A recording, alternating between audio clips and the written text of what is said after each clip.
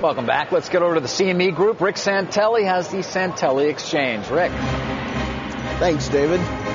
Well, Friday, of course, we all know 8:30 Eastern. We didn't receive a report like most of us would want to receive. We did see a drop in the unemployment rate of 1/10, but really that's the conversation I want to have.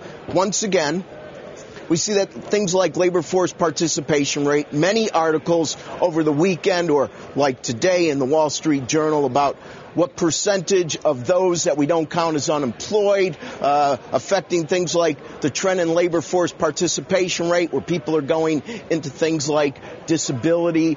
How do we get America to work again? Well, I certainly don't believe that the Fed programs are doing a good job of that. But one thing is clear. They're going to try to make crystal clear exactly how drops in the unemployment rate like Friday's really don't portend that things are getting better. This used to be the fodder of many people that wanted to go into the weeds, but it's finally starting to reach the masses, and I think it's a good thing. But I certainly don't think that the Fed's programs are still going to make a huge difference. And we also learned on Friday to tie all of this in somewhat together. Portugal's High Court basically is going to make it very difficult, in my opinion, for Portugal to stay in the Union. Why? Because their High Court ruled that you cannot, for public pensioners, cut their wages, cut their benefits.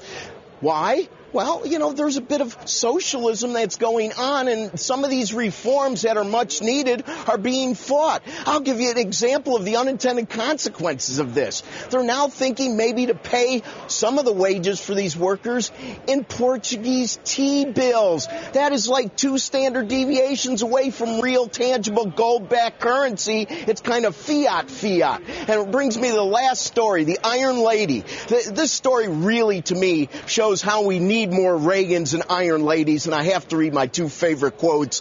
The problem with socialism is that you eventually run out of other people's money. And another quote that's one of my favorites: being powerful is like being a lady. If you have to tell people you are, you aren't. 79's when she came into power. Think about how toothless Jimmy Carter was. Hostages in Iran. And then a decade later, between Reagan and Thatcher, we brought down the Iron Curtain. We need strong-willed, who cares about the polls? Who cares about marketing and buzzwords? We need strong leaders. I heard somebody say today she may have torn the social fabric of Europe. Are you kidding? She tried to tear the socialism out of the fabric of Europe.